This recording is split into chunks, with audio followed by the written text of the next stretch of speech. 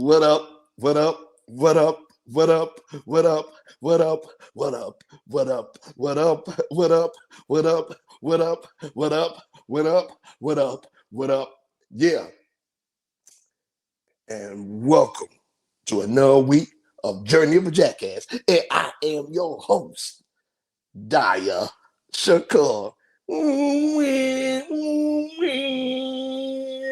Listen, I want to start a show by thanking everybody that's been supporting me on this journey, everybody that listens, everybody that watches, everybody that leaves comments, everybody that buys my books, everybody that's been supporting the people that have been coming on my show. Thank you, thank you, thank you. Now, if y'all notice in my background, y'all see what I got up here, right? It's that time of year, baby. It is that time of year. They got the background laid out here, got my Redskin stuff up here. Commanders Avenue, baby. Yeah, it's that time of year. What other time of the year is, it's time for y'all to send y'all badass kids back to school into somebody else's custody and responsibility. A lot of y'all kids need their ass beat this summer fucking around out here in these streets, doing teen takeovers and all that shit. So send that unruly ass back to the schoolhouse. Let them go in there and get in trouble or whatever the case may be. Get their ass off the streets from out here with us. We don't need them no more. All right? I hope they enjoyed their summer. I hope you got a chance to do something with them this summer. Probably not because your ass probably had to work. But I literally hope everybody has had a good summer. Everybody did get a chance. And for all the kids that's going into their senior years at high school and all that stuff, hey, man, give them hell. This is the last year that you're going to be a minor. All right? So make sure that you doing things. Every decision you make after this year of high school is going to be on your own. All right? Nobody's coming to save you. Now, with that being said, I have an artist on here tonight. An artiste. He is an artiste. Right? Artiste. I met him at Pancake and Booze. It's a big art gallery showing, things like that. This guy is very, very talented. Very, very talented. We're going to get into that. I got Mr. Derek Christian on here tonight. You know what I'm saying? We're going to get into his paint brand. We're going to get into how we started painting. We're going to get into all of that. But before we do, y'all know what time it is, baby. It's story time with me. Now, look, it's story time with me, but this story ain't about me. You know, every week I come over here, I tell stories about how people get, how I get beat up, jumped, my sex stories, military stories, childhood stories. It's something like therapy to me. You know what I'm saying? Like I get to talk to y'all about the dumb shit that I have going on and that I have had going on in my life. Here I am, 130, 140 episodes in, whatever case may be. This is episode 129, where it's been scripted, not scripted, but like, you know what I'm saying? Like we're in this format. I've done some outside of this as well. Y'all already know that. But anyway, tonight's story is not about me. It's about one of my friends that was on an artistic journey. And it landed him in a bad way. Story time with me. All right, so y'all know in the Army, man, we did a lot of wild things. I've done a lot of wild things. I hung with a lot of wild people. Some of these wild people, shout out to my dog Buck. Me and Buck still talk. Shout out to my boy Face, man. We still talk. Bird or the Black Boy, we still talk, right? But I've done a lot of wild things. Jay, Smoke, we still talk, right? A lot of us still talk. But there are some people that do have to leave behind. Now, my man's wanted to be an artist, dog. I'm going to leave his name unsaid, but the people that hear this story are going to know what I'm talking about, right? So, my boy say, hey, man, have you ever been to one of those places where the people are naked and they paint their bodies? Or you can paint their bodies while they're naked. I said, what you talking about? The ones where they sitting up there naked and you can sculpt them out, like you can draw them out? Like, no, they actually got places where you could paint the women naked. They have like events like that. Like you could actually paint the person. I seen the ones where you could paint, put your body in paint, and then you can make it all over the walls and stuff like that. Remember when Family Guy Quagmire did it? I was like, he was just all over the walls and stuff like that, making. They was doing the nasty fucking and shit, and then boom, they was just all over the place, right? So anyway, he said, no, man, they really got places like this. I said, okay, cool. Where's it at? He says it's in Syracuse. I said, they ain't shit in Syracuse. They got art to deal with it, except for the University of Syracuse. If y'all don't know nothing about Syracuse, Syracuse is like a cold hell. That is smaller than Baltimore. Dope things all over the place. All the houses look like they need to be condemned. Like it's a city that needs to be buried to the ground. So anybody that goes to the University of Syracuse probably is from upstate New York and used to that trash up there. But no, Syracuse is a toilet. And it's filled with black people. That's the crazy part. I didn't know that many niggas love the cold. Well, I take that back because I was in Fairbanks. A lot of niggas in Fairbanks too, Alaska. So anyway, and in Anchorage. I take that back. Toronto too. Yeah, I'll take that back. But that cold up there, living in there in them old chimney smoke houses, no. So anyway, I said, okay, cool, man. Well, I want to go with you. So I said, what day you want to go? He said, we're going to go on Saturday. They having one this Saturday. I said, okay, cool. So me, a couple of my homeboys, we took 3 cars. I drove, the dude drove, they wanted to be an artist, he wanted to paint the bodies, all that stuff. And my other homeboy drove with he had his homeboy with him, kind of weird ass nigga. So we get down there, and I was like, hey man, where's this place supposed to be at, right? I'm like, where's this place supposed to be at? He said, man, they supposed to be having it here. We looked around. We like, nigga, this is a hotel. I was like, this is a hotel. Where did you find this? Where did you find this at? Shit, I saw a webpage for it, and then they said they had listings on Craigslist. So I said, nigga, you found a body paint place on Craigslist. Show me the link. He said, no, man, don't worry about it. Don't worry about it. I was like, so I texted him. I say, man, this shit is at a hotel. They said, yeah, we see this shit too, you know, blah, blah, blah. Right? So we out there, we having a good time. We start drinking. We sit in the car drinking.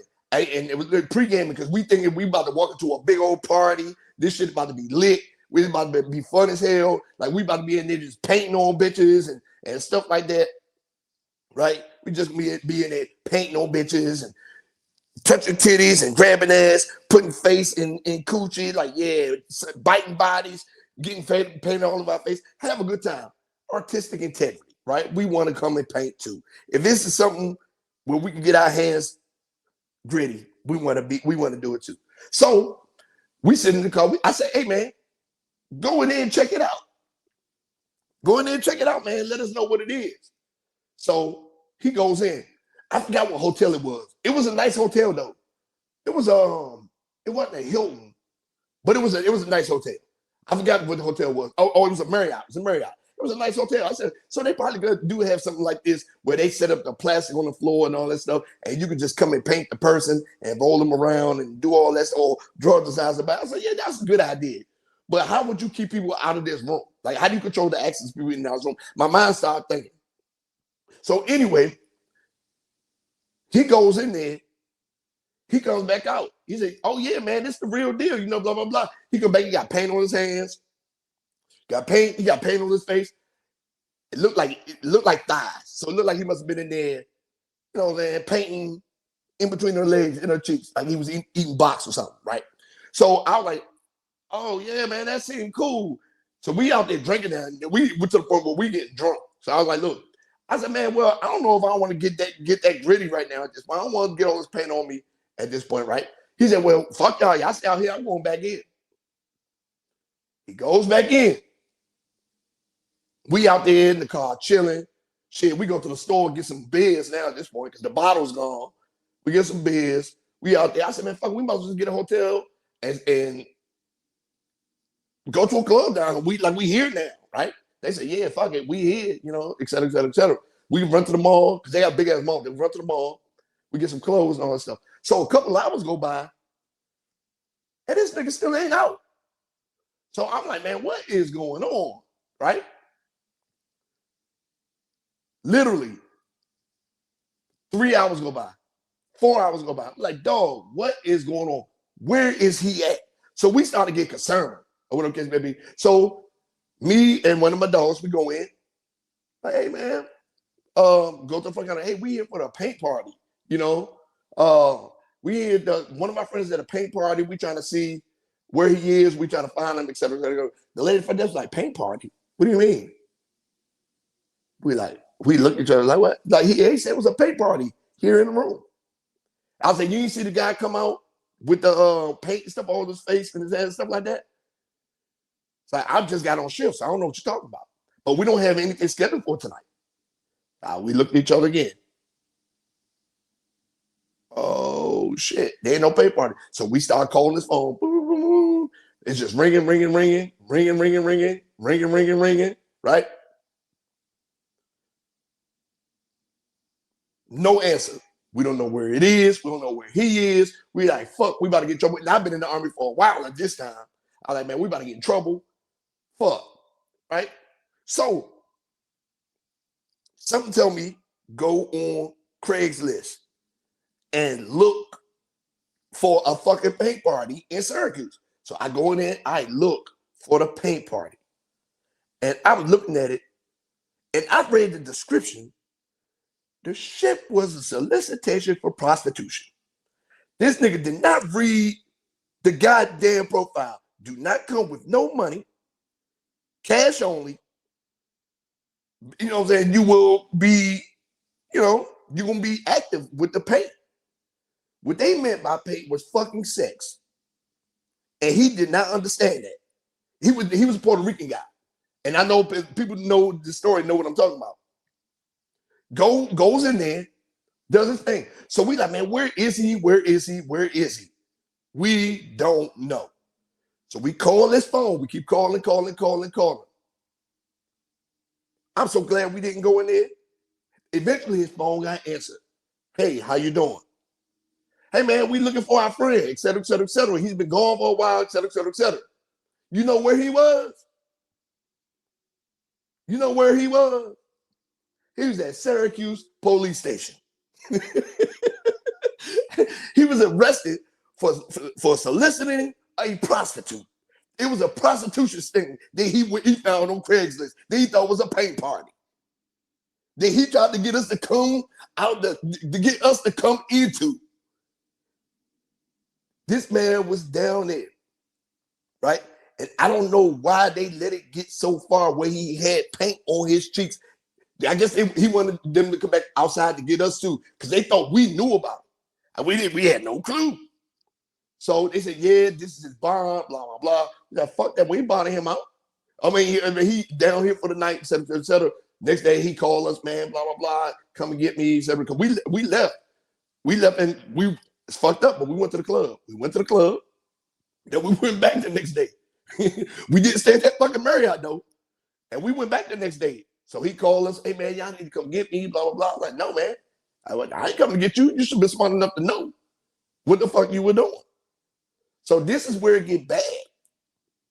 He eventually gets released on his own reconnaissance, whatever case may be, because he explained that he really thought it was a paint thing. I don't know. I guess the judge doing his arraignment must have felt bad for him, whatever case may be. So they let him out. They let him post his own bond. So he posted his own bond, whatever case may be. He paid the bondsman, got out, got a ride to the thing, got back. He was mad at us. Why the fuck y'all leave me? Blah blah blah, et cetera, et cetera, et cetera. So when you get arrested in the Army, it hits a report. So when we get back to work, boom, he gets called to the office. Why were you on a report for soliciting prostitution, et cetera, et cetera, et cetera? It happened. He said, I thought it was a paint party. They didn't give a shit. This is where he got jammed up at. One, and she'll be getting dumbass weak with this, but I'm not going to give it to him. One, he was married. One, he was married. So his wife found out what he was locked up for. Two, he got in trouble with the Army for soliciting prostitute, getting it in jail, lost rank, got bust down. 3, the fucking police decoy they had must have been really a prostitute because that nigga got herpes. And he has to live with that for the rest of his life. I'm glad I didn't go to the paint party. I like my art the regular way on the boards and painting sips and stuff like that. Now, because we didn't follow our artistic journey and integrity, that moment at that time, we missed out on jail time, get in trouble, and probably catch a little case of a lifelong disease. With that being said, I hope y'all learn to leave Craigslist ads alone, because it's solicitation for prostitution and not Peden. And that's story time with me. I'm just saying. He learned the hard way. He learned the hard way. And that's just what it is. All right, so we don't got my friend on here. We got one.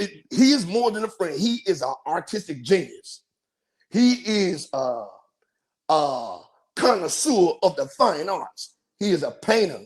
I mean, he's a graphic designer. Like, this man does everything, right? So let's bring a real painter to the stage. Everybody get it up on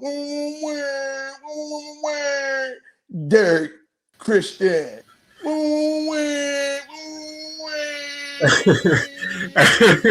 Hey, Daya, appreciate you for bringing me on this podcast. And the story that you just told, man, I'm still trying to recover from that. The solicitation, Craigslist, herpes. That was a funny story, man. That's crazy. Thank you for the introduction. Hey, man, I appreciate it. I have lived through some wild times, so I know you do at least have some kind of stories like that, somewhere in there. For sure. You do got stories like that. I mean, I've had work-related stories, like my very first job. Like I would say, like I worked some of you, Murray and Berry, some youth employment program, and every single year, maybe I can say that was like 2015. I worked at a pizza spot on 8th Street. And the guy that owned 8th Street, Main Street, he was trying to locate us into an establishment to work in for the summer. So it wasn't my first choice, but it was the choice that I had. And at the time, the place was called City Pizza. It's no longer called that. They took over and tore it down and built it back up. So when I was there my first day, I mean, I met the manager. He was cool. I met another SYP worker who was there. He was pretty cool. But then there was this guy named Tony that was there. And Tony was a little odd because Tony was like your average nigga, like on the streets. Like he was like a regular dude. Like he was cool, but I didn't know him like that. So I mind you, I'm behind the cash register, getting ready to, make the sales and all that. He came over and he said, "You got a lighter, bro? You smoke weed?" And I was like, at the time, I'm like, "Nah, I don't do that. I ain't got no lighter. This is my first time working here." He said, "Okay." The next thing you know, he goes off and he's like, telling the owner, he said, "Where's my money? And you owe me, blase, give me my money." So apparently I soon discovered that he used to work there. And I guess he got fired for whatever reason. He quit, one of the two, but he was requesting for his money. So he goes off on the own and said, "Fuck this, give me my motherfucking money before I fuck you up, blah, blah, blah, blah, blah." So I'm like, oh shit, did I make the right choice by being here? Because I don't think I should be here. I lie to you not. 4 weeks into the program, everything was cool. He pops back up again because he's friends with the manager. Apparently him and the manager lived, I guess he was a roommate or something like that around the corner. So he came by requesting for his money, but the owner wasn't there. So the manager pretty much told him, "Look, he not here." He said, "Well, when he come the fuck back, he owe me. He need to give me my money or we're going to have some problems." Lie to you not. Maybe the next day or two, the owner was there because the manager stopped coming. Like the manager was irritated because he felt like the owner's making me be the only person here to do everything. And the part I left out was that there were 2 Indian workers that was there, but they eventually had rolled out. I guess they was in school. So I asked the owner, I said, "So hold on, what's going on? Like, your workers can just leave and not come back?" He said, "Well, they're working." I said, "That's odd," because the manager was telling me how he felt like everything was all on him. And one time he went up Trinidad and got robbed, like one night after closing the shop. Oh, shit. So I guess he was fed up. I called up on the phone. He ignored me. So I called the owner. I said, "Look, man, I'm just trying to get my hours in. I'm only going to be here for a few weeks. I just need to get my hours in. I'm only 19 years old. I'm trying to just get paid." So he pops up. Owner comes in. He's running the shop now. Now Tony comes back. Tony comes back. Tony's like, "I need my money. He said, "I told you I'm gonna pay you on Friday." Comes back the next day or whatever. Now the manager is back now and whatever. Now they're having a conversation. So now he's in the back. He's back at work. And he comes in there. He says, "I need my money. Give me my money." He said, "I don't have your money." He said, "I told you, give me my fucking money." Gets mad. Mind you, I'm behind the cash register. Yanks the cash register from my side, pulls it out, and then hauls it across the counter. Now I'm ducking, hiding behind the damn refrigerator because I want that shit to hit me and crack inside. Shit to pass out, you know. So next thing you know, he I guess before he actually messed up, he actually threw it to the ground. And when he threw it to the ground, it's quarters, nickels, dimes, pennies, dollars flying out. I said, "What the fuck?" So because normally with those point of sale systems, it's like a little key that you put in and open up. You got all access to all the money and shit the store is making. So all this money came out, whatever. So his friend, who's also the manager, came out there, tried to stop him. He said, "Tony, don't do this, don't do this, don't do this." He said, "Man, move." So that's when the street said, "Let him go, let him go, let him go, let him go." He said, "I got it all on camera, let him go." So I lied to you not. He opens the door, comes in from the back. Oh, he told me, he said, "Just let him go." So he went to the back door and opened it and let him go, calls the police. And I got so many stories about that back room. The back room was funny as hell because one time they left the door open, a cat came in. And I'm like, this shit is wild. Like, we got customers in the front trying to figure out what the fuck going on. Is a cat coming in? It was some crazy ass stories I had at that job. But that was one of the most craziest experiences I could think of. So now tell the people who you are and where you from, man. Yes, my name is Derek Long, but I go by Derek Christian. That's my artist name. And I am from the DMV area. I'm currently residing in Maryland right now, but I travel back and forth between Maryland and DC. Okay, what part of Maryland you in? So I'm in Clinton right now. Okay, Clinton. Okay, all right, yeah. Okay, that's what's up right there, man. So now, I met you at the Pancake and Booze, right? So how long have you been doing events like that? That's a really good question. The show that you met me at, that was actually my 5th event at Pancakes and Booze. And it was a fantastic event. Like, I mean, I like the way they had everything set up, the upstairs, the downstairs, the drinks. The pancake line was a little long. Yeah. But I mean, but they had enough pancake chefs up there. It was just everybody wanted the pancakes. They said, "Man, these pancakes are so good." They treated them like it was crack. You know what I'm saying? I meant to ask you, was that your first Pancakes and Booze event in DC? Yeah, it was. I was supposed to do them before, but man, them things sell out. Like, I was supposed to do the one in September. Yeah. And then they sent me the link, like, slots are now open. You've been selected. And then I went to go pay it, and all the slots was gone. Damn. Yeah. So you said that was your 5th one. So how long have you been doing events like that? So I've been doing, actually, this is my 5th Pancakes and Booze event, and actually my 5th art exhibition with Pancakes and Booze. So this ever. So I started with them back in 2024 because I kept seeing it post up on Instagram, and I kept seeing links to it. And I say, I'm scared, I'm nervous. Sometimes I have to push myself to actually do stuff. And I was pulling up all the art that I had made, and I said, you know what? Let me just go ahead and start displaying what I made. I'm sorry, that's Alexa playing. Oh no, it's all good. But yeah, so I want to say I had about 3 shows in 2024 with Pancakes and Booze. One show last year. And then the same show me and you met at a few months ago. Yeah, I think that I remember going to one at Hook Hall. Yes. Then, at Hook Hall. But what's the name? I think the Penn Social venue is better though. Yeah. It's a little bit more spacious upstairs, downstairs, all that. Yeah. So how long have you been painting? How long have I been painting? I've been painting since 2022. And the crazy part about it is ever since I was a kid, I knew I was artistic. Like, I knew I had the eye for things. I saw things in a different way. Artistic or autistic? Ironically, I work with students who have autism. But I have like an artistic eye, like meaning that I love to create. I love fashion. I love putting clothes together, put looks together. And then when I see colors, I just put them together somehow. I don't know how. But also from my experiences and the things that I've been through has inspired me to create the things I've created. So you said, so you just started taking it serious in 2022. So since you were young, did you start like drawing like stick figures, or like how did you start? Like, that's you know a good question. How did you start? Like when you was a little kid, like did you know how to put colors and things together? Like when would you sit down and say, I'm just gonna put this pen across the board, or I'm gonna use these crayons to draw this? You was like being younger, like. That's a really good question. I just think that it found me in a sense. Like, I felt like I gravitated towards it. One of my most early experiences was being in the room with my cousin. Me and her used to always play a lot. And I remember one day we just like, oh, let's do an art gallery. Like I would take some paint on a piece of paper, smear them together, and it made some type of abstract art, and I hung it up on my wall. Like I would make little fake me out sculptures, some Dollar Tree, grabbing some like yarn and some like Easter egg shells. Like I used to do all kinds of weird stuff when I was a kid. And then at one point it just vanished. Like it was like a huge block that never came back until I want to say really until the pandemic in 2020. Yeah. And then during that time, I really had some downtime to really reassess my life and reassess things because the whole government, everything shut down. Yep. So at that point, I think 2 years later in 2022, I just started having different themes. Like one thing I also want to say is that through my Instagram, I changed my color each year. Yeah. So back in 2022, it was the color orange. I adopted that color from the beginning of January all the way to the end of December. And I changed it again the following few years.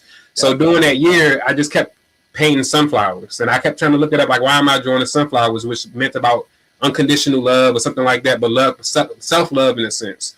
Yeah. So a lot of things, symbols, for some reason, caught my eye, and I just wanted to start making them and painting them. And I'm glad you brought that up about COVID, though, because during COVID, that was a make or break point for a lot of people. Like, for real. I think I came out of the pandemic. I wrote 2 books, stuff like that. You either came out that pandemic broke, or you was a hustler and you found your gimmick. You feel what I'm saying? You found like your gimmick, you found your niche, and you latched onto it. Now, something inside you woke up being in the house. I was still going outside though. Like I was one of the people that I was like, I don't believe this shit. I was still going to pubs and traveling and all that stuff. Like where I lived at, they wasn't shutting shit down. So they was like, yeah, nah, fuck that. You come over here try to shut us down. The people we're gonna burn this city down.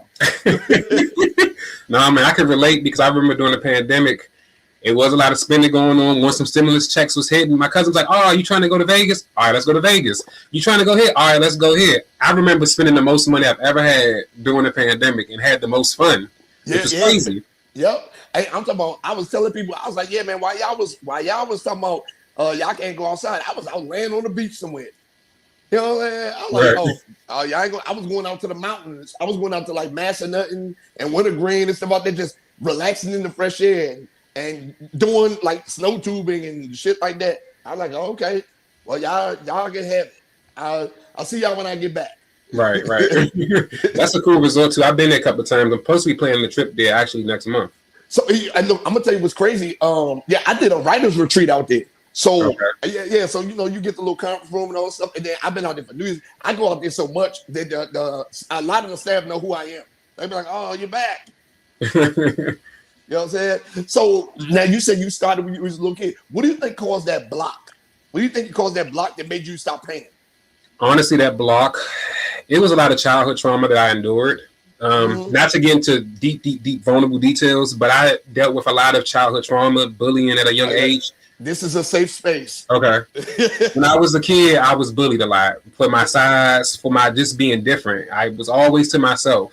And I think that block came from that point. Well, I don't know. I just felt like at that time I just wasn't happy. I wasn't a happy kid at one point. At one point I was, but then something happened where I just didn't have no enthusiasm for life no more. Like I had to lean on my dad a little bit to kind of like motivate me to even go to school. Like I was at that point. And that's a good thing. And I'm gonna tell you, that's a good thing that you had a father in your life too. Because if you did not, who knows what kind of irrational, emotional decisions you would have made if it was just you and your mom.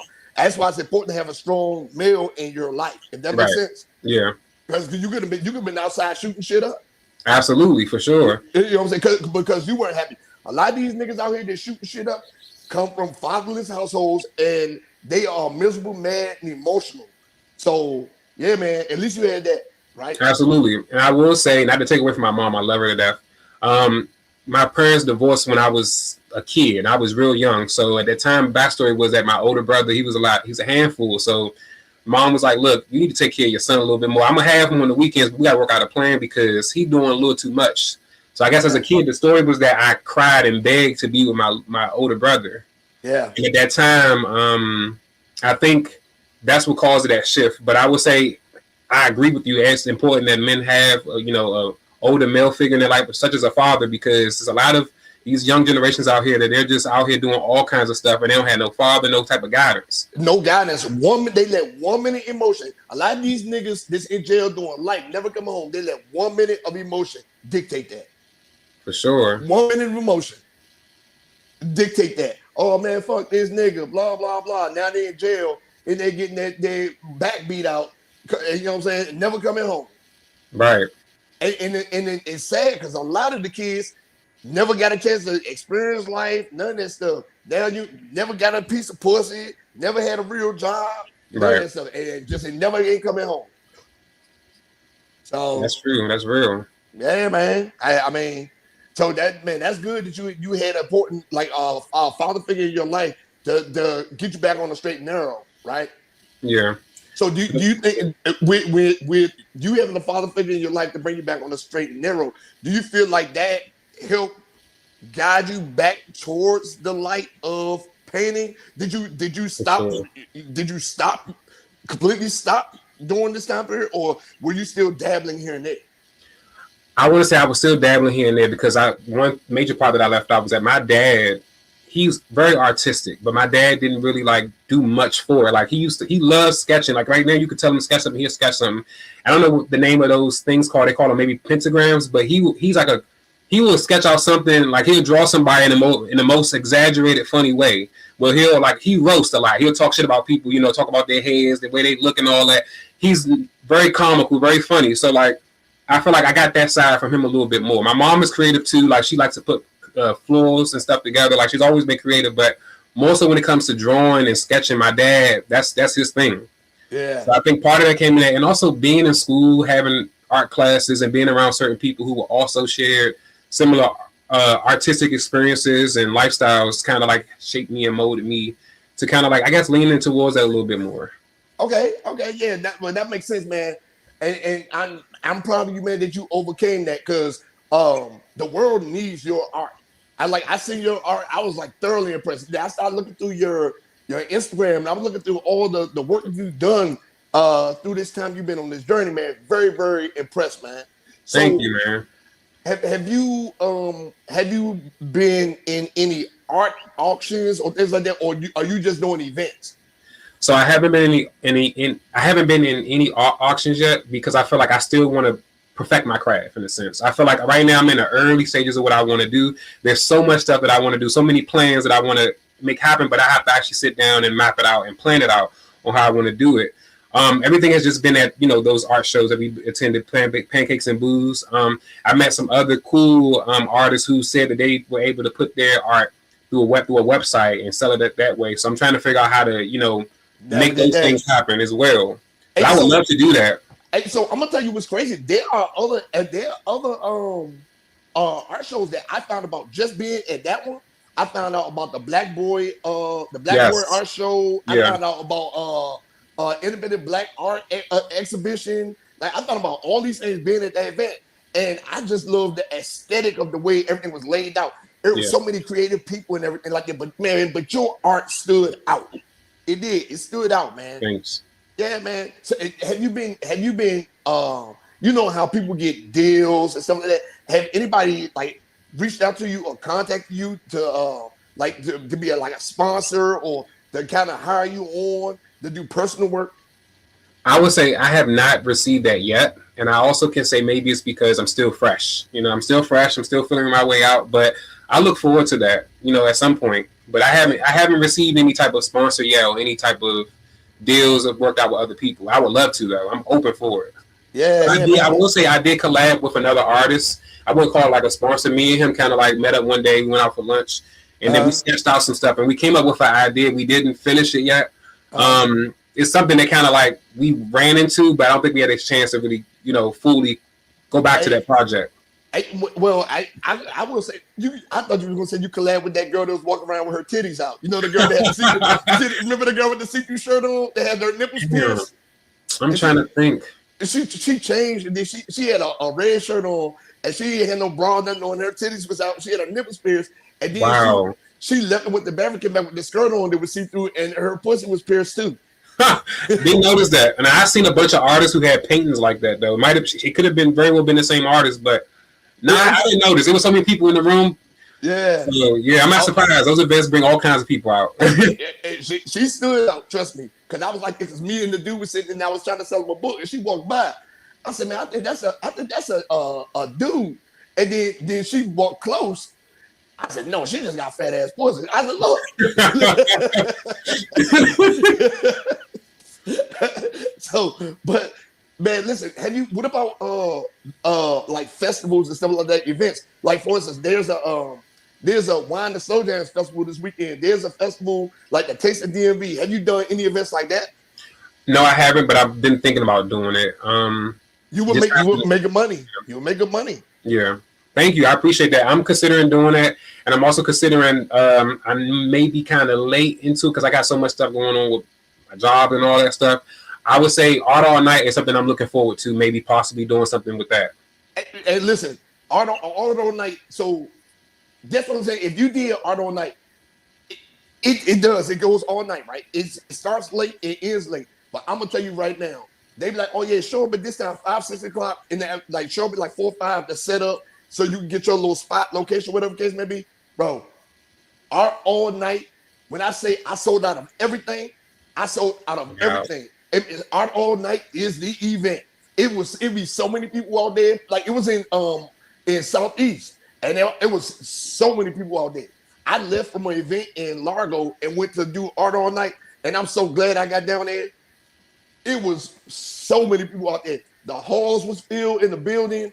The streets was filled with people. Like, it was a lot. There was no violence. Music was playing. Bands was playing. Like, it was a great event, man. That's dope. Also want to add in there, bro, I love your bucket hats. Like, that's why I purchased 2 of them. The God Got Me hat and then the Focus hat. My friend was telling me, she was like, hey, she said, I'm not, is it just me or am I tripping? Like that word is moving. I was like, nah, it's just the effect that he put on the hat. It looks really cool. I got to get that one too. And she was like, I don't feel like, she was like, I don't know if I'm drunk or high. And I'm like, nah, you sober. But it was so dope. I said, I definitely got to get that one too. Yeah, man. Oh yeah, I got you. You know what I'm saying? Yeah, that's easy, man. Cause I was like, and as soon as I was like, yeah, man, let's do this. And people kept looking, they was like, what? Is it moving? I'm like, it ain't moving. Just look at the middle one. Focus. Yeah, that's definitely my vibe. Like I love it, like the optical illusion and stuff. Like when I see stuff like that, I'm like, yeah, that definitely drew me in. Hell yeah. So now, and with you being at this stage in your career where you're warming up to the heat, to the fire, what are some of the things that inspire you to keep going? That's a really good question. What inspires me to keep going is my goals. Like I set goals for myself. Not a lot of people know about that because I try to keep it on the hush hush. Like what my goals exactly are. But I think being able to set a goal and being able to say, "Oh, I accomplished that. Like I got that done." So that inspires me. But also overcoming just things I've been through as a kid. Like I told you earlier before, like being bullied and all that stuff. I used to always have this mindset of like, I'm coming out of this somehow. Like. I'm going to be able to shine or be able to get out of the situation that I'm in to get what I got to go. And I've always been a dreamer. And I've always been a dreamer. And I told myself that I'm never going to let anything or anyone try to kill my dreams or take them away from me. So I think just having that mindset of just being resilient, of just overcoming struggles and things that I've been through, and also God. I'm going to definitely put him at the top of the list. I feel like God got me through everything that I've been through. I've been through so many different things, and I'm like, man, I'm still here. Like, damn, how?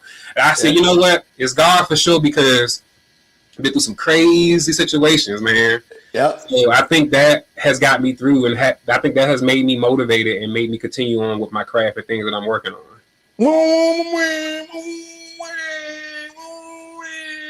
Yeah, good job, man. I appreciate that. Now, I'm glad you brought up the checklist, right? So I always question people about their checklist, right?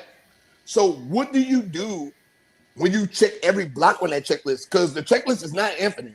Right. What is going to keep you going once you've checked every block on that checklist? What keeps me going? Well, I feel like there's always room for improvement. I always believe I have this thing where I feel like I'm not perfect. I'm imperfect. I'm perfectly imperfect. And I feel like there's always room to work on something new. I don't know. My mind is just like, I love growth. And I feel like I got to a point where I was just like, I'm tired of being in the same position and being in the same place my entire life, that my life has to be growth. I do believe in the power of prayer, but I also believe in speaking things into existence and praying over things and manifesting, the life that I want and the things that I want out of life. So I think that once I check those things off the list, I'm adding something new. I'm coming up with something new. Like I feel like I done did this before. What can I do differently? How can I make it me, but also make it something that I really want to do that I haven't done before? Okay, exactly, and that's why I'm encouraging you to start doing some of these. Now I can send you the links for like events, festivals, and stuff like that, indoor and outdoor. I encourage you, man, to start venturing out into the world, but besides the artistic avenue. Absolutely. Yeah, 'cause that's something that everybody has a timeline. It's like the MCU, the multiverse. Everybody has a timeline. If you do something right, everything stays the same. But when you start veering off that timeline, or your possibilities open up. For sure. You know what I'm saying? It's like, yeah. I'm a Marvel fan, so you can tell. Like, for sure. Yeah. I will say, when you mentioned it just now, I thought about this other stuff that I do. I haven't mentioned. Like I do poetry. I just haven't had a chance to recite the stuff that I have, and that's something another thing, a project that I'm working on, where I want to make a book for that, and I want to be able to put it out to share my experiences along with my artwork. Like I envisioned when I was making my small pieces, I was envisioning those are pages of my art along with poems that connect to it. So yes. I love poetry, I love dance, and I kind of want to do something with that, also with fashion and modeling too. And I've had a couple of fashion shows where I, for a charity event called Scholarships. For students or kids of incarcerated parents. Yeah, that's dope. Charity event, organization they do every year in December. So I try to network a little bit more, meet new people, have my business cards ready and stuff like that, in a sense. But I don't look forward to any opportunities that you are aware of. Please put me on. Please let me know. Yeah, I'm gonna say, because and I be getting them all the time, because I be having the people on my shows, and then because I be outside doing networking events all the time. They be like, and then because I do my show, people watch the show. They're like, hey man, well, come here. I got this going on. I'm like, okay, I'll be there. I write books. I'll be there. You know what I'm saying? But that's a good idea though, to have your artwork and poetry in the same book, and then you can make the abstract art. You can write the poem about the abstract art. Boom, boom, boom. It's like telling the story of what's on your mind about how you drew it. See, ideas. Bow, bow, bow, bow, bow. Absolutely. Thank you. Yeah.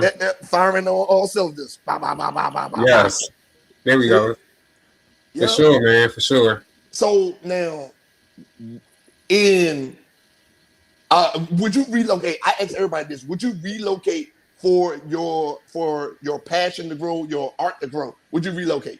That's a really good question, because I've been touring in so many different directions. If I would relocate, I've been here in New York is where I would want to go, because it's a big, huge art scene in New York. Maybe even Baltimore. They got an art district. So does Baltimore. Baltimore's an art district. So I'm interested in traveling out furthermore, because I don't want to be stuck in the same place for the rest of my life. Because I'm also a teacher, I would love for the opportunities to align with that as well. I'm gonna tell you who else has an art district that people really don't know about. Richmond. Richmond has an art district as well. Okay. Yeah, they do. Richmond has the North Art District by VCU. Yeah. Okay. Yeah. So I thought you were gonna say somewhere like Europe. I did 20 years in the Army, so I've lived all over the world. I lived in Korea, Germany, Kuwait. I've been all 50 states, like you name it. Yeah. Right. So I thought you were gonna say somewhere like Europe, where they really everything's eccentric over there. Like, you know what I'm saying? You got Italy, you got the artwork there, you got Rome, you got, you know what I'm saying? You got Germany, you got the Louvre in Paris, stuff like that. That's definitely an interesting thing. I have a passport that has dust on it since 2022. I'm sitting on a passport that I have not used yet.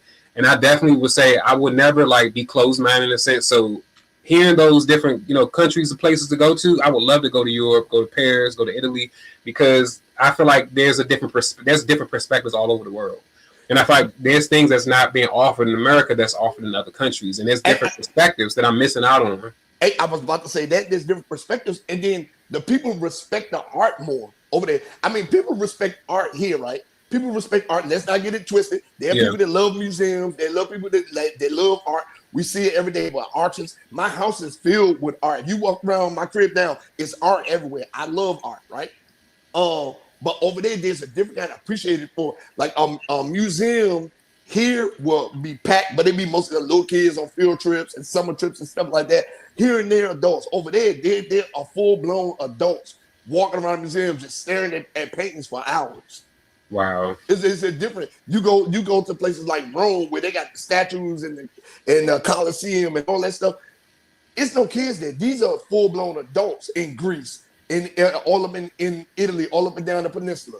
Those are full blown adults. They have a different appreciation for it. So you definitely can get something from it. And when I was in Korea, they had the Love Museum. You know what I'm saying? And these things were nothing. You had to be 21 and older to get in there. You know what I'm saying? So you learn different things from different cultures. That's one of the things I loved about my journey in the military. Yep. That's really dope. Yeah, man. Yeah. I mean, and don't be closed-minded about it. Put you a little bit of cheese to the side and go see. And don't be scared to go by yourself. I travel by myself all the time. Yeah. I leave people behind. I tell people this: hey, this is where I'm going. This is when I'm going. This how long you got to get your shit together. Because I'm going whether you want to or not. Right. You know what I'm saying? It's okay to leave people behind. I agree. Yeah. Remember this. When you're born, you come out that tunnel, right? You go from a baby carriage to a stroller, right? To a school bus full of people. You go to a minivan with the family and all that stuff to a school bus full of people, right? You leave. You go back to your sedan. The sedan goes to a van when you go to the family, right? When the kids leave, you go to that Bugatti because it's you and your life partner, and then you end up in that one box by yourself. So you're going to leave people. That school bus is going to always shrink down in size. Absolutely. No matter what. Right now, you know what I'm saying, you still on your path, but it always ends up in the Bugatti in the box. Absolutely. You feel what I'm saying? Yeah, I love what you just said because me and you in sync because I thought about 2022 where I was fed up with my family at one point. Shout out to my family. I don't want to put them out there, but they were planning these trips and go places, and I was like, we initially planned to go together, but then things happened. Things didn't go the way I expected. So I sat there and thought about the same thing you said, like, man, I'm not waiting for other people. I'm going to go ahead and travel. I took my first solo trip to Miami, and I, telling people about it. They said, oh, I'm scared, I'm nervous. I said, I'm not as scared because I felt like I had to push myself to do it.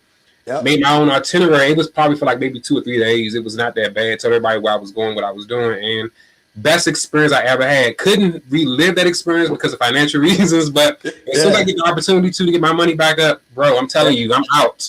Man, listen, by myself. I be cruising by myself all the time. Like I've been on 7, 8 cruises this year. I could be popping, smoking, be going, right?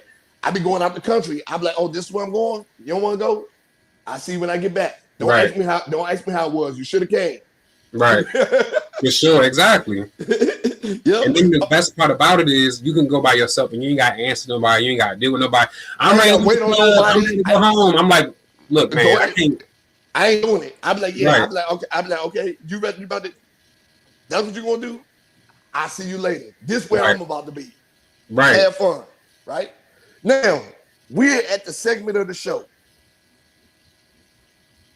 All right, we're at the segment of the show where I have some questions. All right. You ready? Yeah. All right, man. All right. Question number 1.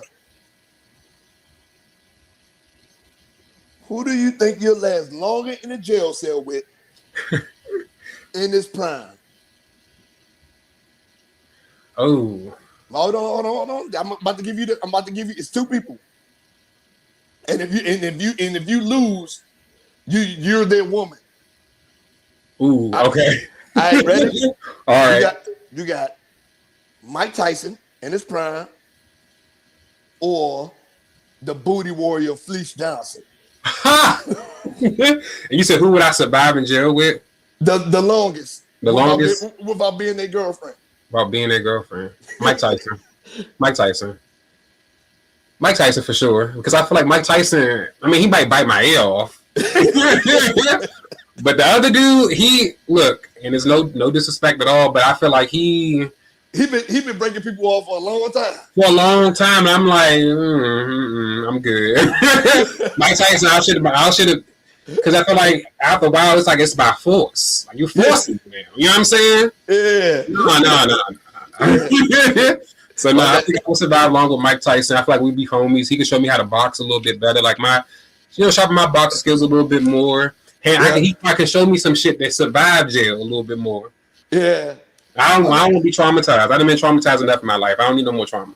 I feel like Fleece would, because I've seen the Boondocks episode, but I also seen documentaries on YouTube. I was curious about him, and they called him the Booty Warrior, and I was like, so Hey, he's really in jail doing that shit? That's crazy. from the time he got locked up when he was a teenager, and he didn't get released like he was almost 70, and he was in there taking booty his whole time. Wow. The whole time, and now he got a podcast. He remember he was on Drewski's show. Could have Okay. found love. He was on Drewski's show, and he was interviewing people. And one dude came out there. He said, "Hey, you ain't for Drewski no more. You for me." That's interesting. He told me, he said, "Hey, you ain't for Drewski no more. You for me. Come on over here, hold my pocket, or I'm gonna have to take it." And he reached his pocket and pulled the knife out. I was like, "Damn." Wow. I was like, okay. Next question.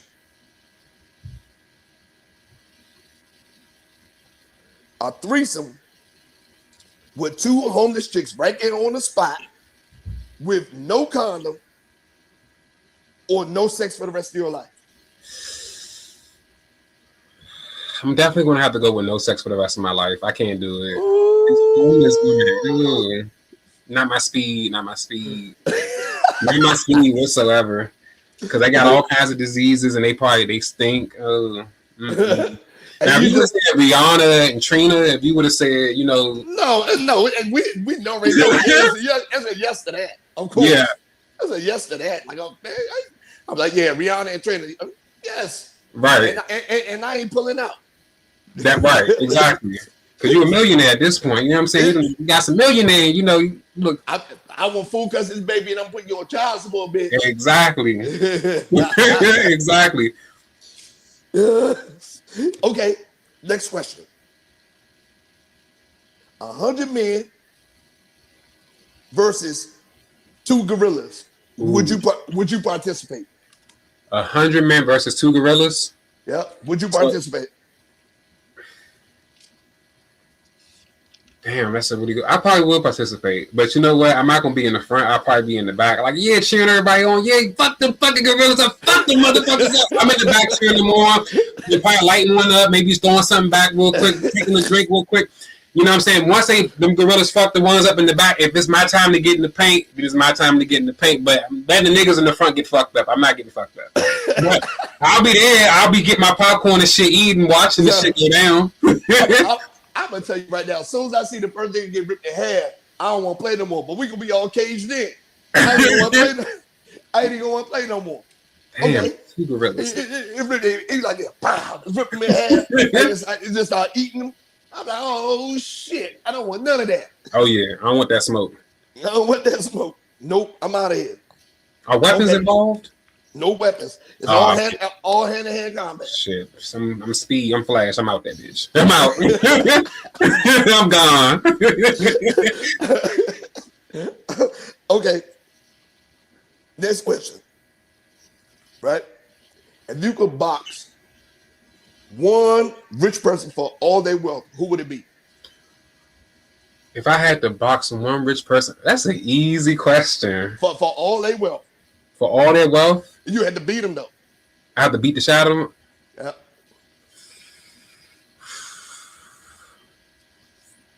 I'm definitely going to go with the president. Lord forgive me for saying this. Definitely going to knock his ass out. Because they're richer people than him, though.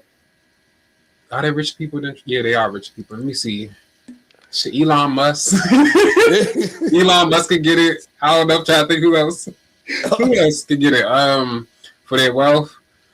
Hopefully she'll forgive me for saying this. Oprah. I'm sorry. I mean, just one little bitch slap. Pop. Sorry, Oprah. I mean, she got a lot of money. She sell cars every single time on her shows and shit. Like she got money. Yep. So I'll probably have to just pimp slap her ass one good time. Sorry, Oprah, if you listening. You know, just one good time. I was going to say, yeah, I would do like Bill Gates or somebody. Bill Gates, yeah. Yeah, that was easy. I like, come here, man. We talk to you. He probably got robot. Like I get close, he press his wrist and then like a little taser come out. He'd be like the real Iron Man. Okay, last question I got for you.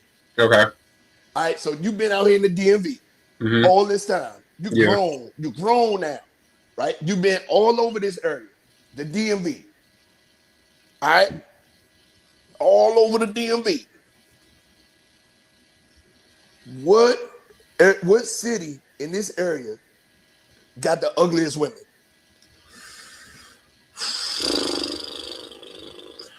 City and you said city and DMV in total?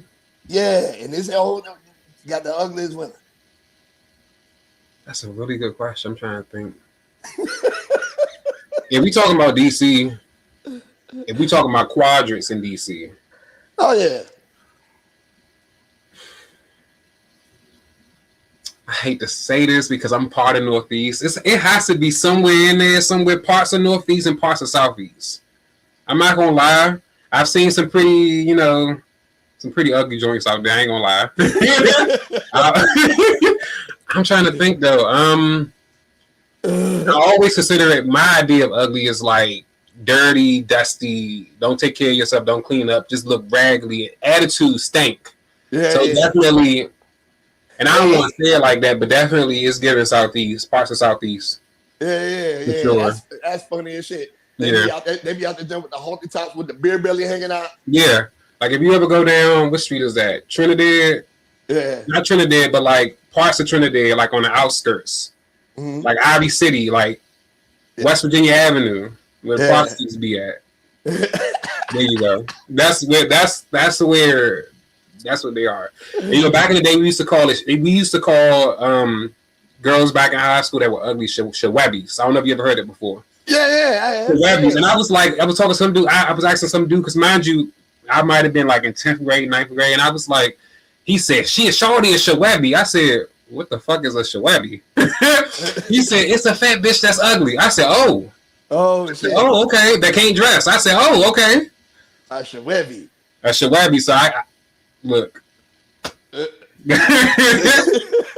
Strags, they call them strags, shawabbies. It was all kinds of different names out there. Oh man, hey, and that's the end of my questions. Now, man, brother, this has been a great interview. Tell everybody where they can find you at. Thank you, Di. I appreciate it. Everybody can find me on Instagram. I go by my main page is the Book of Derek, and Derek is spelled by Derek. But my art page is Up to Something Art. It's spelled UP2 SUMTHINART. Hold on. Now what was it? I know I got the Up to Something Art. Right. Up to something. Make sure I spell it right because I got to put it in the description. Mm-hmm. ART. UPT SUM thing art. Mm-hmm. Okay. Yeah, I had to make sure I got it. All right. Yeah, man. So, do you have any upcoming shows or anything? Any showings? Yes, absolutely. So I will be in the building, Pen Social, back at Pancakes and Booze on September 25th. Yep. I look forward to doing that, and I'm also looking forward to future shows, like you mentioned earlier, the Black Boy Art Show. So I'm trying to see if I can get some more exhibitions moving forward, and hopefully, like we spoke about earlier, Art All Night. See what kind of events going on with it. I'm telling you right now, you getting Art All Night, you're going to love it. You are going to love it for sure, man. Listen, it was a pleasure for having you come on here and share your story, man. I really, really appreciate you, man. We finally got it done. Took a couple weeks, but we finally got it done. Thank you, man. I appreciate you for having me, man. I thank you so much. This is my very first time being a part of a podcast, so I appreciate you. Yeah, man, and you did good. Thank you. Yeah, man, you did good.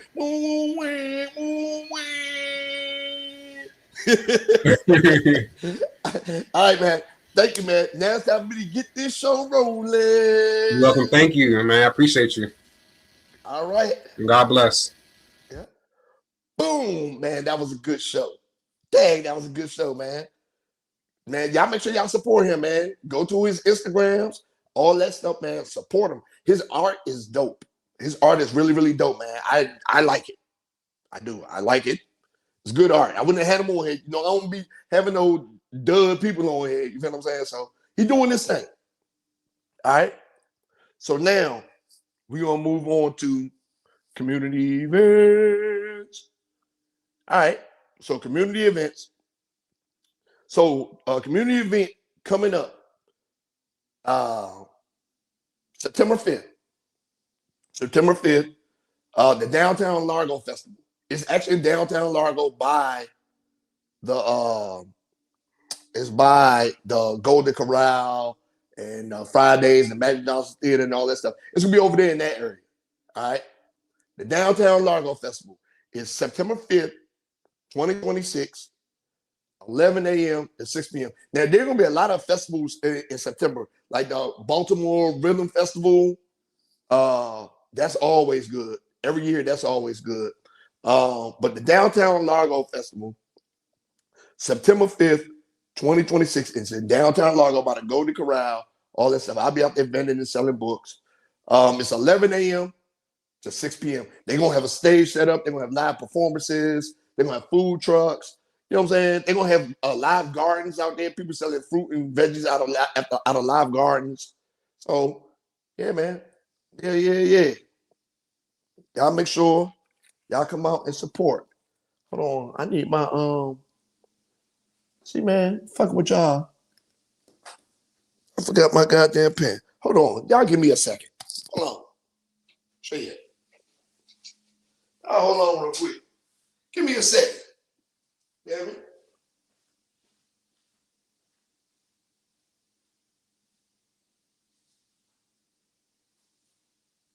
Give me a second. Okay, I'm back. It's like a little fake bathroom break or something. All right, I'm back. And that's the community event. All right. Now we're gonna move on to the read of the week. Hey, now look, read of the week. I'm gonna tell you right now, read of the week. I really, really appreciate y'all, man. Listen, the read of the week. Elmer, Masters the Story of Elmer. I'm still working on the Tearful Joys, man. I keep putting it down because I don't feel like the story is complete enough. It's like too much missing from it. It's close to 400 pages, but I feel like it's something that's missing from it. Y'all gonna love it though, but it feel like it's something missing. It does. It feel like it's something missing. I don't I don't know. I have people reading it right now, but they feel like it's something missing from it. But Masters, the Story of Elmer. Thanks to everybody that's been buying it, supporting it, reading it, giving me feedback. Man, Black superhero book. Come on, baby.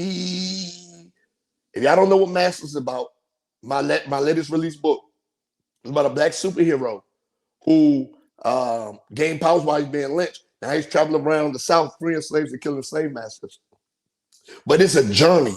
It just doesn't happen automatically. Like it's a journey. So y'all go ahead and get it, check it out, read it, tell me what you think. All right? Tell me what you think. And that's my read of the week.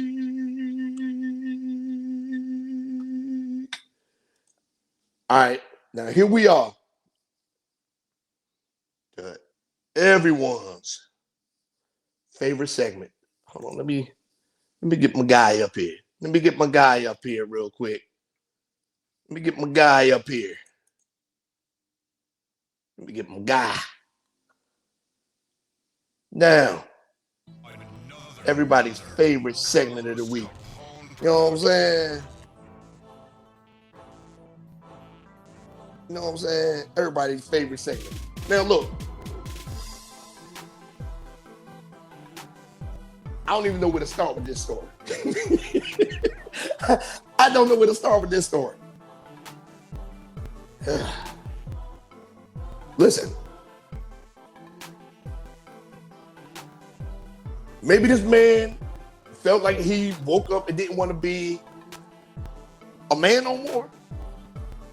I mean, there's real legal surgeries you can have for that. There are real legal surgeries you can have for that. Now, It's one of the things that's accepted in the world, right? I get it, man. I get it. I get it. I get it. We live in a world with deranged people.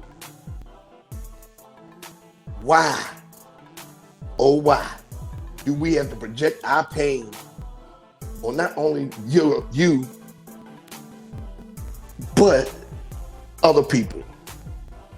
So this Fort Wayne man said, hey, man, looked down at this dick and said, I'm tired of you. I am tired of you. But before he got into all of this, he walked in. He was in somebody's random person's garage. He was in a random person's garage. Okay, he was not in his garage. He was in some random person's garage. So before he went and did the dumb self-transitioning, my dog broke in to somebody's house. Bow. Fuck you, this is my house now. Take it or leave it. I don't give a fuck. This is my house now. Dude, I wonder what kind of, I got questions about this. I wonder what kind of prison they gonna put him in now. I don't know. I don't get it. So anyway, he goes in the house. Person sitting in the living room, chilling, watching TV. My man kicks in the back door. I went in. I don't know if he was on drugs. I don't know what the fuck he was on, but I went in. Goes in, takes a knife out the thing. Goes in the kitchen. Goes in, sees the person sitting there, chilling, relaxing. Probably watching Jeopardy. You know what I'm saying? Late night TV, something. Watching Family Feud, doing something. He walks with the person, dude, get out of my house. Slashed in his hand, went to proceed to stab the person. Stab him. Person survived, thankfully, right? Duct tape the man, right? Duct tape the man to where he was while he was bleeding. Duct tape him around the chair. Dude can't go nowhere now. Sit there and bleed out. Die. Dumbass forgot to duct tape his hands. He just did the upper part so he couldn't get the fuck out the chair. You know what the man did? The man stood out, bleeding, stood up, went over, grabbed his motherfucking phone. Calls the police. There's somebody just broke in my house. He's in the back in my garage. Please, I need help. I'm bleeding. He stabbed me. He cut me up. You can't make this up. You can't make it up. I don't know what he's doing in my garage. The garage does not have any power. Before he leaves the house, he grabs another knife. Fuck it. 2 knives. 2 knives short. Wow. Goes out to the garage. When he gets out to the garage, he said, fuck this. I don't need this anymore. Pisses all over the garage. Pisses all over the garage. Takes the knife and cuts his own dick off. Cuts his own dick off. Pissing blood everywhere. Cuts his own dick off. Now, I don't know what he got down there, but if you cut mine off, I'm going to bleed out. He did not bleed out. I don't know if he was on drugs. He had a high tolerance for pain. He may have been possessed. I don't know what the fuck he had going on. But, Ed, you're going to get all the help that you need. So that wasn't enough for him. Not only did he cut his dick off, bleeding out in the street, I'm bleeding out in the middle of this garage, he takes lighter fluid and sets the fucking dick on fire. So even if they got it, they could not reattach it. Imagine the man, this pale white man with a big old burnt black tip, no diddy.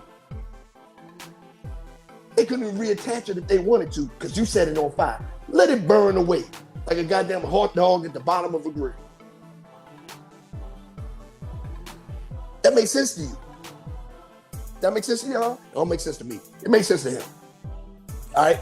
So anyway, he leaves the burning dick in the middle of the garage floor. Garage catches on fire. No chance of recovering the dick now at this point. Right? No chance. He's running down the street. Two nice shorty. Swinging. Boom, boom, boom. This was at 2 a.m. in the morning. This man had been high, had been drugs, cut off his dick with a kitchen knife, poured gas on him, set it on fire on the floor in the garage. He left and started walking away from the property. Then he ran. Then he just started walking again, calm. Blood all coming down his legs, covering his pants, knife in his hand. Dickless. Straight dickless. Right?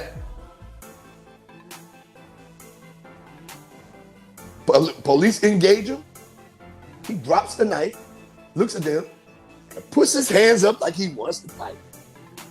This man's bleeding out from his dick. Puts down his weapon. Guess he didn't want to die. He just didn't want to dick no more. Puts his hands up like he wants to fight the police. Police say, we not about to fuck with this dickless man today. Hit his ass with the taser. He shakes. Blood squirts out higher. Because you know when everything tenses up, motherfucking blood seizes up. Faucet. Get his ass to the hospital. Hospital's like, what do you want us to do about this? We can just kind of burn it, sear it off. It would never work again. He fucked it up. They said, where's his dick at? Dick is at the house. It's at the house. It's gone, burnt up. So not only is this man, this Fort Wayne man, going to jail, dickless, but he's going in there for, this is the twist. He's going in there because he didn't stab anybody. There was never a homeowner. He broke into the house and called and lied about the whole incident. He made it up.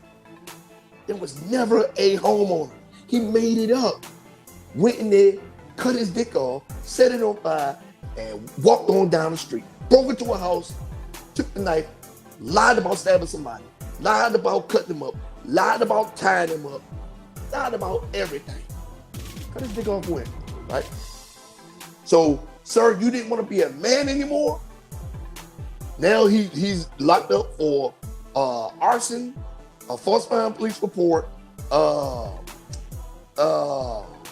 resisting arrest, and the garage that he set on fire was his mom's.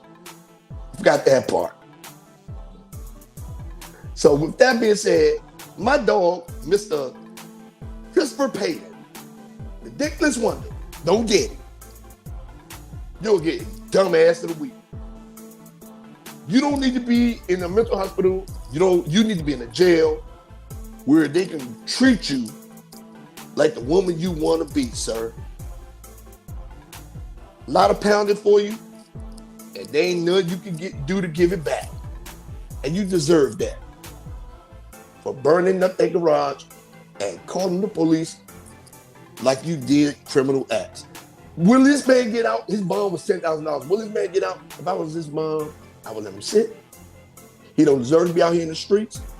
He don't deserve to be nowhere but that jail that they got him in. And for that, Christopher Peden, you'll get dumbass of the week. Fuck is you talking about, fucking stupid? It gets easier and easier for me every week. Every week, it gets easier and easier for me. And y'all, I'm telling you, and that's my dumbass of the week. All right, y'all. Well, tonight was another good episode. I mean, I had a great time. Great time. Yes, it was a great interview. I really enjoyed it. It was a thorough interview. Man, he's an artistic genius. Make sure y'all support him, okay? Now, next week I have a comedian coming on. Then I have a reggae artist coming on, right? I got a comedian, reggae artist. Then I got another comedian. And I got a very special guest coming for y'all in September. Y'all gonna like this one. Y'all gonna like it. Ooh, yeah, y'all gonna like it. Hell yeah. And then my brother Joe Tolbert is coming back. So the shows is growing, and I want to thank everybody for their support. And with that being said, I see y'all next week, and let's get the fuck out of here. Yeah.